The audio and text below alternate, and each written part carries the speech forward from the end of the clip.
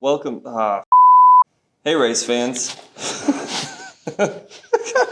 Hey, race fans. Welcome to After Hours. I'm your host, Luke Edwards, alongside Jason Van Sickle.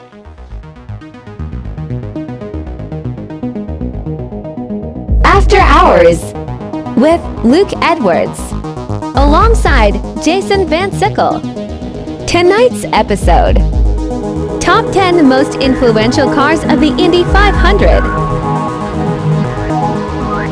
So this is just something new that we're trying out at the museum. Jason and I find ourselves after work usually bantering for hours and hours on end about all things motorsports: IndyCar, NASCAR, Formula One, historic, current, what have you. In the future, we look forward to including more discussion with the fans, even letting some of you guys choose the topics that we discuss and choose the different themes. And we're going to try to do this as a monthly program and see how it goes. But for tonight's episode, Jason, why don't you tell them what we're discussing? Yeah, so this week we're talking about an article from Hemmings.com blog post that we discovered titled "Win or Lose, These are the 5 Indy cars that become the most legendary racers to lap the Brickyard." And the link is down in the comments. It's a pretty interesting article. Out of 105 runnings of the Indianapolis 500 and over 100 years here at the Speedway, it's very difficult to locate highlight five vehicles that really set the stage. So it got Luke and I thinking about how we can develop our own list, and wanted to discuss it with you guys. Well, let's get right down to it. So Jason concocted a list of the pre-1972 cars, which I actually found it kind of odd that they didn't include anything post-1972. Mm-hmm. I suppose if you're going to talk icons, I see where they're coming from, where sometimes history needs time to develop to make something truly iconic and noteworthy. But we just felt that 5 cars was a little bit hard, and we tried to narrow it down to that. But Jason came up with 10 cars, and we're splitting it into 2 sections. We're going to split it into pre-1972, and we'll explain later why we're doing that, and post-1972. So I think that's a nice way of saying I cheated. It's too hard. I applaud the author of this article to limit to 5 cars. Daniel Stroll. Daniel Stroll. I don't remember if we mentioned him yet or not. You know what? Like I said, 105 runnings, over 100 and now 10 years of the Indianapolis 500. We just finished that race.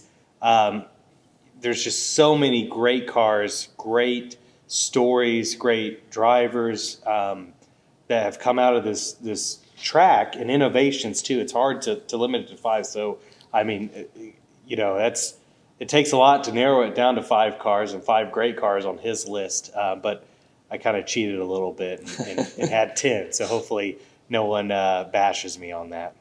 So we'll start with the 1913 Peugeot, and one of my favorite stories of a driver of the race. But tell us about the car and the race. Yeah, so the Peugeot, obviously, it is the technology that was in that engine, the packaging. It's a 4-cylinder. It was dual overhead cam, 4 valves per cylinder.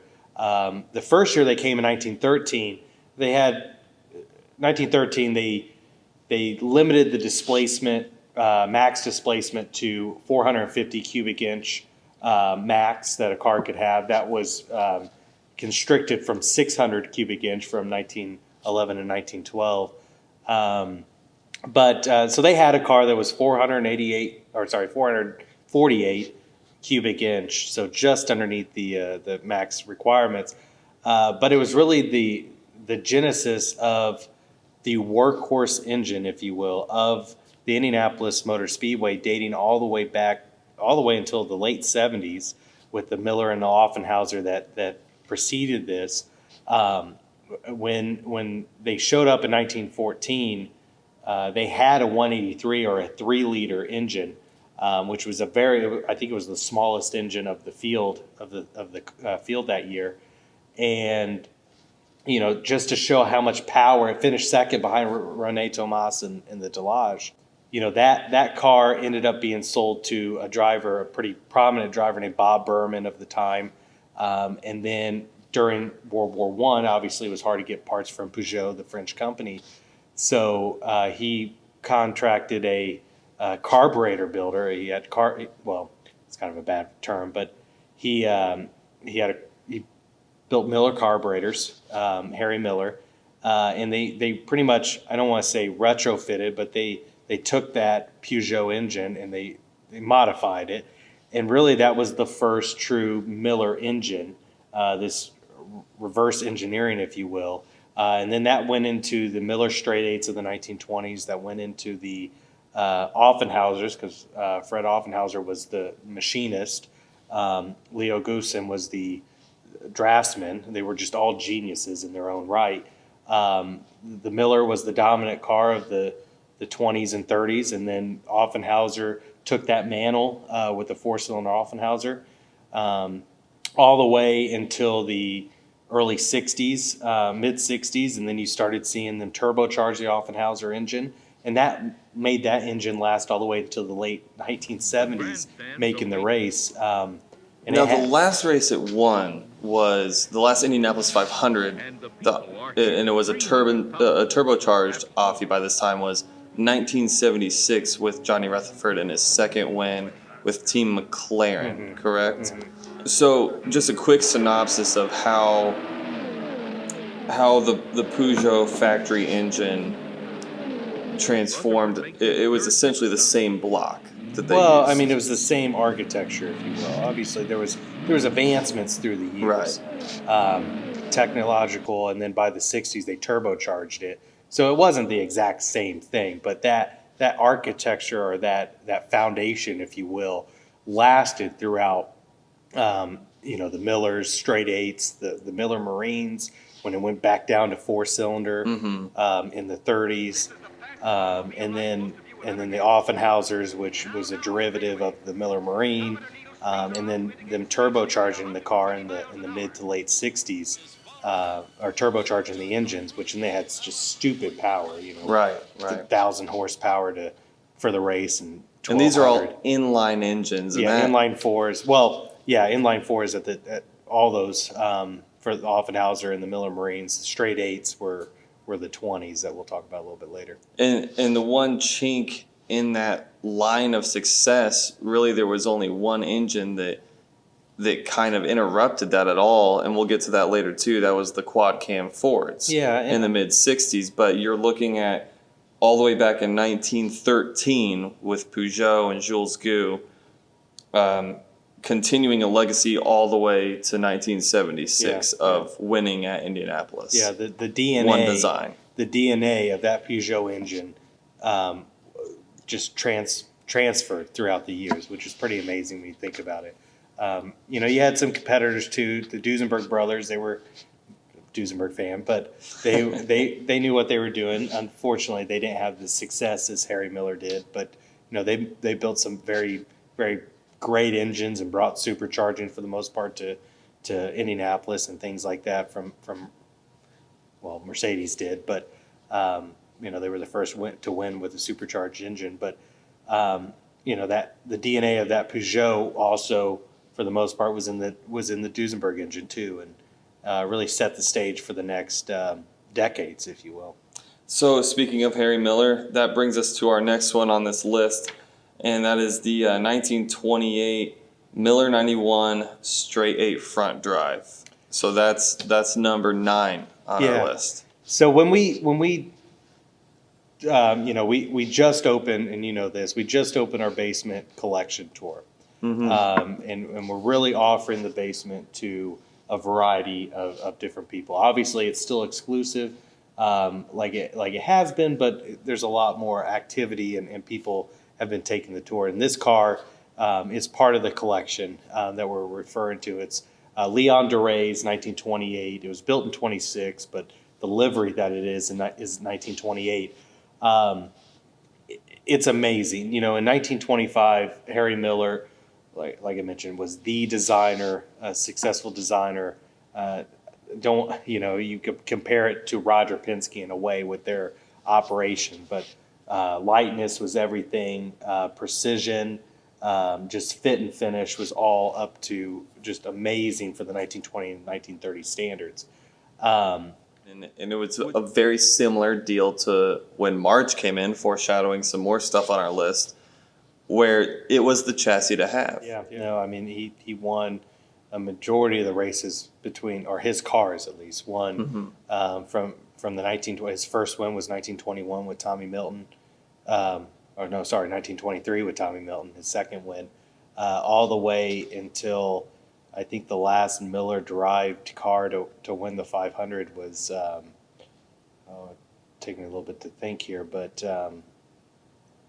probably the the 34 winner. Bill Cummins was a Miller-derived car, front drive. Kelly Patello had an Offenhauser. That was the first Offenhauser, but was a derivative of the Miller. So, a majority of the races in that time were Miller dominated and won. Duesenberg squeaked out a few in that time period. I think 3, but it's just amazing to think that is what really Indianapolis was about at the time. And going back to the front drive, so in 1925, Miller introduced the front drive concept or reintroduced in a way the front drive concept to Indianapolis, and Leon DeRay showed up. Just from 1926 to 1929. AAA reduced the engine requirements to 91.5 cubic inch displacement straight 8 supercharged. That's a 1.5 liter. That's just a small engine, just a tiny engine. That's one thing that when we do this basement collection, we talk about, or I talk about on it, is people are used now to 1.5 liter 4 cylinders and 2.7s and all these smaller engines. They're more fuel efficient, but but it's actually smaller than the renowned tiny Formula One current formula, which is 1.6. Yeah. So it's still smaller than that, and we've come all this way with technology, and they're touting how Formula One cars have 1,000+ horsepower now out of a 1.6. But engine technology advanced a lot earlier than most people would think. It was the chassis that took longer to catch up. Obviously, they didn't have 1,000 horsepower at that time. But, they were still, I think they had, the 122s had 130 horsepower or so around there. But Leon DeRay, it's interesting because he set both the 1 and 4 lap qualifying records here in Indianapolis in 1928. And those records weren't beat for 9 years when you think about that. And then he went 2 weeks later to the brand new built Packard Proving Grounds in Detroit. Packard built this track, and before the fence was even built around the place, he showed up and he just ripped around there and set the closed course record, which held obviously for years. And then he went overseas, and we have what he called the Black Devil. It was a black car, and I know you'll show a photo of this. All black car, very menacing car at the time, very low because of the front. It was like 7 or 8 inches lower than a rear drive Miller because of the front wheel drive package. And because they had that transfer case just real right down front, low, at the very tip of the very front leading edge of the car. Yeah, you didn't have a torque tube or drive shaft or anything that prop the driver up. So, they had these just really low looking cars, and then it was menacing also because they had the big intercooler on the side or oil cooler on the side. So just a menacing car, and he goes and sets the closed course record at the Packard Proving Ground, then goes over to run the Grand Prix circuit in Europe. Unfortunately, they had some issues and troubles, ran out of money, and did pretty much a swap trade, if you will, with Ettore Bugatti, who pretty much acquired the Black Devil and then the Packard Cable Special, which the Smithsonian owns. And Ettore Bugatti pretty much reverse engineered the heads of the Miller Straight 8s to put in his engine that would go into the Type 35 Bugatti, which is considered the winningest car. It's another constructor type thing where you could buy a Type 35 from the factory of Bugatti and pretty much have a world beater car. So that derivative of the Miller Straight in an 8 in that car going in overseas, and unfortunately it didn't have the success that they wanted to, but it was successful enough for Ettore Bugatti to see it, notice it, and reverse See the engineer it. potential. See the potential, and reverse engineer the head into this world beater that he built. Which kind of goes back into our first, well, I'll say our number 10 pick and our number 9 pick, the Peugeot and the Miller. It's just reaffirming how influential those cars were, dating all the way back to 1928 and 1913. And then we have a fan favorite. We've had a lot of people do specials on this car. We've had Dinner with Racers. Check out their podcast. It's absolutely amazing. The show on Amazon. Too. The show too Yeah. on Amazon. Yeah. They have a podcast and a show, Amazon Prime. It's wonderful. The Maserati 8CTF. And that's a car that we also have in our collection here. We actually get requests all the time to bring this car out for whatever it is, media, TV shows, podcasts, what have you. And with good reason. We actually brought this car out just a couple of days ago on Sunday before the Indianapolis 500 and invited Doug Bowles, the president of Indianapolis Motor Speedway, to drive it, kind of linking it back to its original driver from 1939 and 1940, Wilbur Shaw, who was the president of the Indianapolis Motor Speedway post-World War II in 1946, appointed by Tony Holman. And he also discovered Tony Holman and kind of helped resurrect the Speedway. So, Jason, tell us more about why you think the 1939 Maserati, which was a Grand Prix car, correct? Yeah. Why it belongs on the list of the top 10. The 8CTF, the Maserati, is one of the most successful cars to run the Indianapolis 500, and it was quite fitting, like you mentioned, to see Doug drive the car pre-race before the 105th Indianapolis 500, and linking Doug, who's the president now, with Wilbur Shaw, who was appointed by Tony Holman as president and general manager until his untimely death in the aircraft incident. But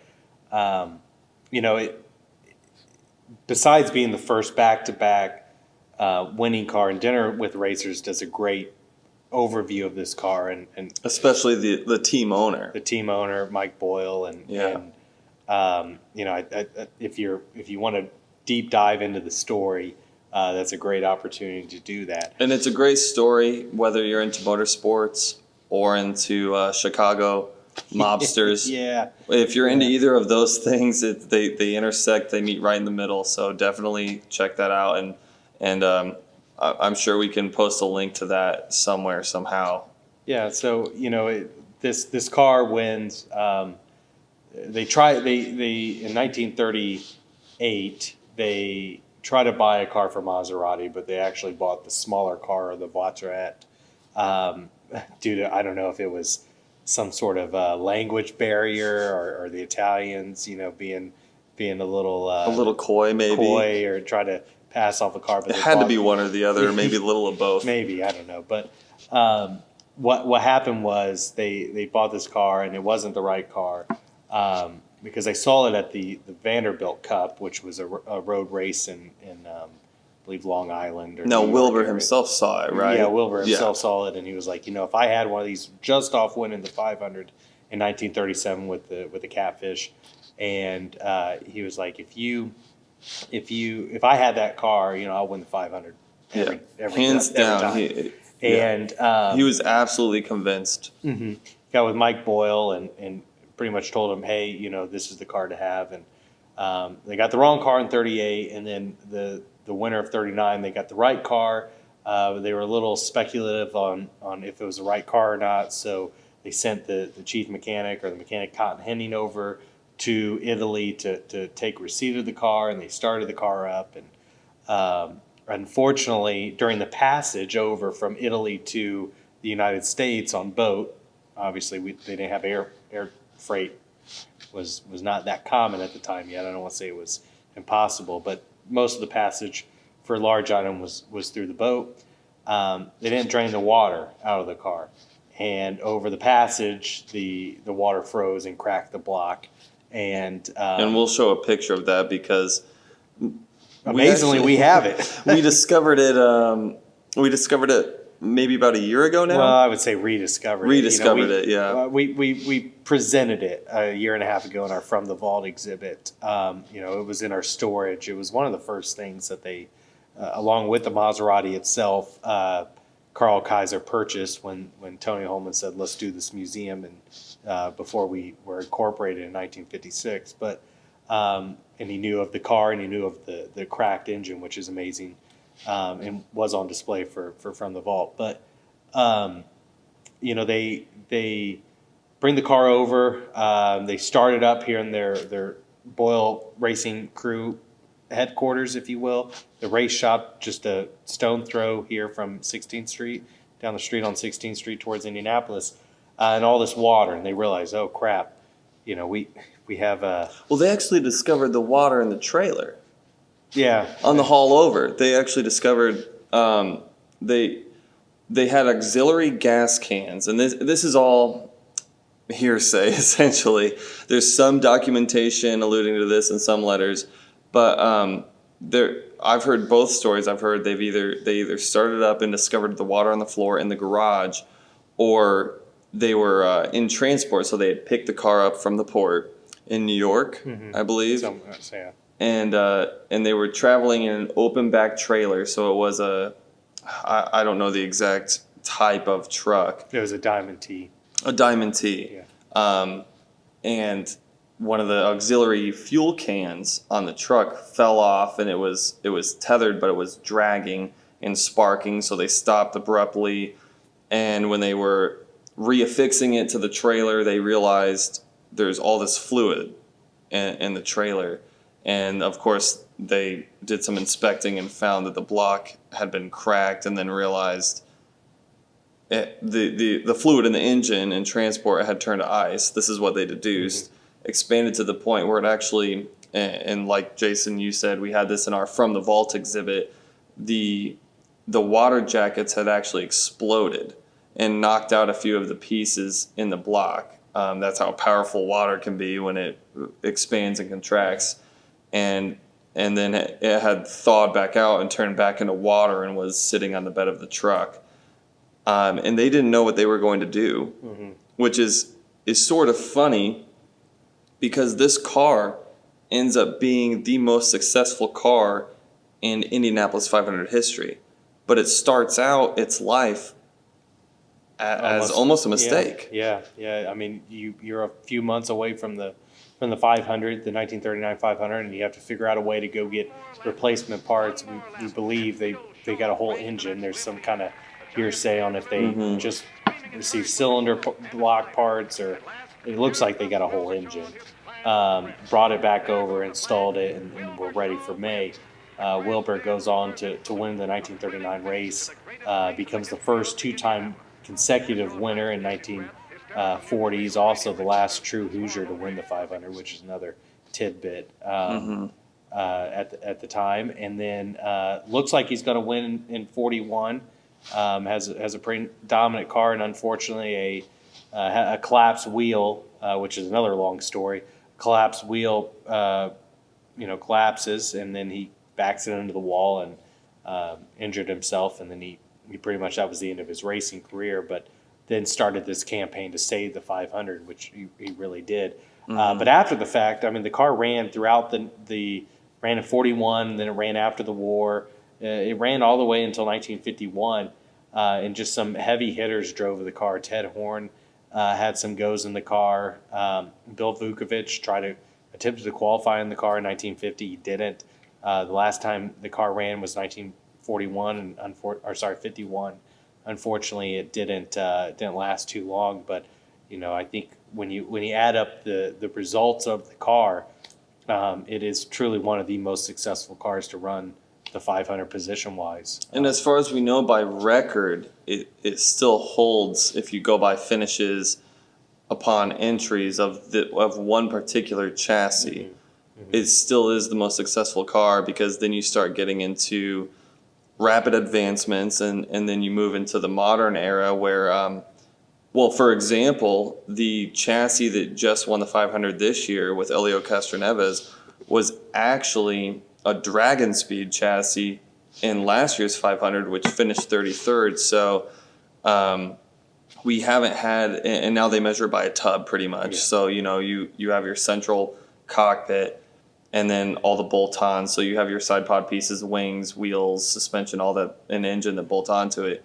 But as far as we know, record-wise, no other single chassis has had the same average finish that this car has at the 500. As far as we know. Yeah, I mean, if there's any chassis kind of detectives out there that have tracked chassis over the last 20 years when the cars become more utilized, feel free to reach out. Yeah. Obviously, we'd love hit us up. We'd love to know that.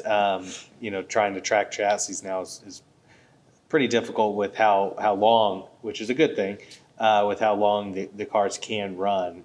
It's a little hard to track the chassis, but no, I mean, the Boyle Special, it's stunning, both visually and performance-wise. It's one of the most iconic cars of our collection here at the Indianapolis Motor Speedway, but also the Indianapolis 500. So we're moving on. We're going to the 1953 fuel-injected Kurtis. Kurtis was infamous with his Roadster design. A lot of people copied his designs and even had success with the copies. Obviously, Kurtis himself was successful. Otherwise, people wouldn't have been copying him. So we'll jump ahead to that. That's the fourth car on our list. You're gonna bypass it like that? So we're gonna go and then on to the Lotus. Are you serious? No, I'm not serious. Oh, okay. I'm like, oh, you're really gonna. You don't even get to talk. You're about really it. gonna piss people off about that because they love the Roadsters. No, so I feel like I'm gonna get some 1953. heat. I feel like I'm gonna get some heat for this because they're like, and it's like Watson just said he looked at the. Oh, I'm not gonna use this, but he's like, I looked at the Watson, or I looked at the Travis, and looked at the Kurtis, and I just took the stuff that I thought didn't matter, and that became the Watson, But yeah, so I put on my list the 53-54 fuel injection special. Frank Kurtis designed these Roadsters. He also designed on the Hemmings list the chassis, at least, for the Cummins pole car. I think the Roadster is one of the most identifiable cars in Indianapolis 500 lore. It has a huge following. They were loud and brash, and when Vukovic saw the car for the first time, he said, "Oh, this reminds me of my old Roadster," which is kind of a tie to the 32 Ford hot rodding craze. Low, no top, lean, fast car. So that's where the Roadster name came from. Got sick to all these big Roadsters, this new type of car. Why, it's pretty hot in there, and the boys are just getting sick from the heat. But really, a Frank Kurtis built car, won the 500. 1953, 1954, 1955. There was a few Roadster derivatives that came after that. Obviously, A.J. Watson was the main one. He was part of the 1955 crew. Pretty much took a Kurtis Roadster and took the things off he thought was unnecessary, and that became the Watson. And then out of that, there was a whole bunch of copying on that, and really a Roadster started by Frank Kurtis. That idea, and that's really why the reason I picked 53-54 fuel injected special. The idea of that car, or the Roadster in general, won from 1953 all the way into 1964. The lineage of that car. So, and many people, that grew up in that era. Of course, nostalgia always plays a key, but for a long time, the Roadster was the symbol of grit and brute force style of driving, elbows out driving. that kind of, you know, when the rear engine cars took over, it was more of a finesse style of driving. The cars were very light. They were Grand Prix inspired, very Colin Chapman inspired, lightweight, power in the back, balanced driving.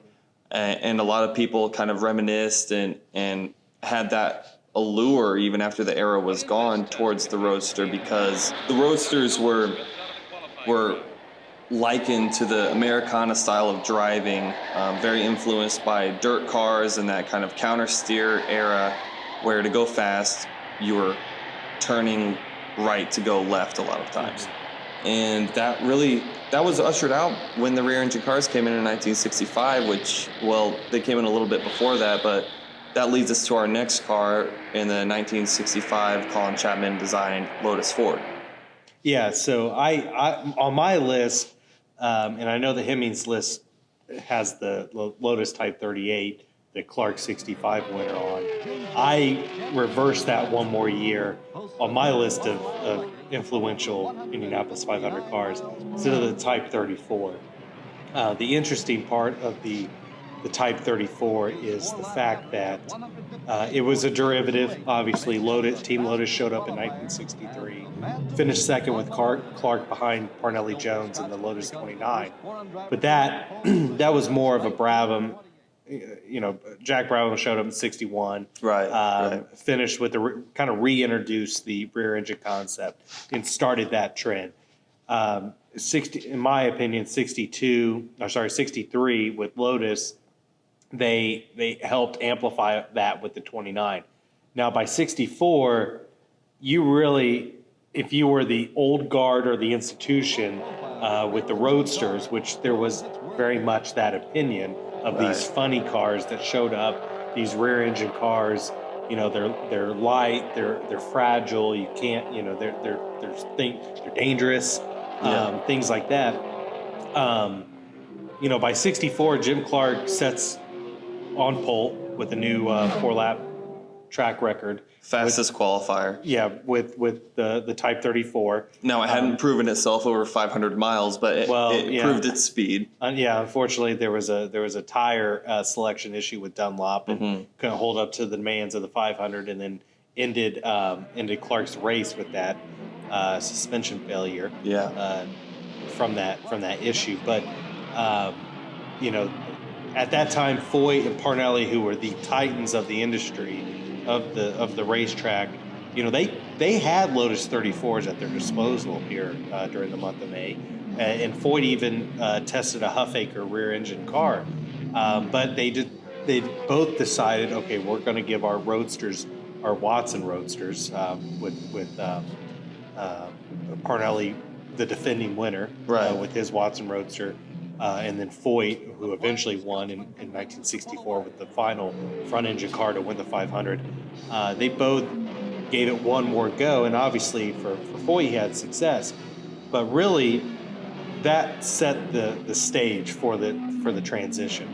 Parnelli would purchase the ex-Clark car and ran it as the Hearst floor shift special later in 64. He actually finished second behind Clark in 1965 with that same Clark 1964 pole car.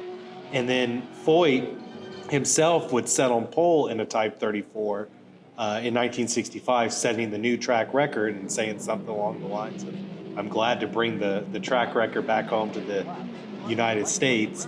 And then he would end up winning 4 races in that car, which became the winningest Lotus chassis in IndyCar. So that's obviously it's a big milepost for the first rear engine car with the Lotus 38 and Clark 65 winner. But if Jack Brabham showed the light in the 29 in 1963, kind of helped with that, the 34 did the most damage to change that old guard's mindset. It was the true threat. Yeah. It was the actual threat to the front engine Roadster combination, that sort of, I guess, method, if you will, of car design. That they weren't going to develop the front engine car any further than they had. The only logical way to move forward was this rear engine Grand Prix based concept. Hey guys, thanks for tuning in to this first episode of After Hours by the IMS Museum. Stay tuned for part 2. We're going to finish the countdown of the top 10 most influential cars of the Indy 500.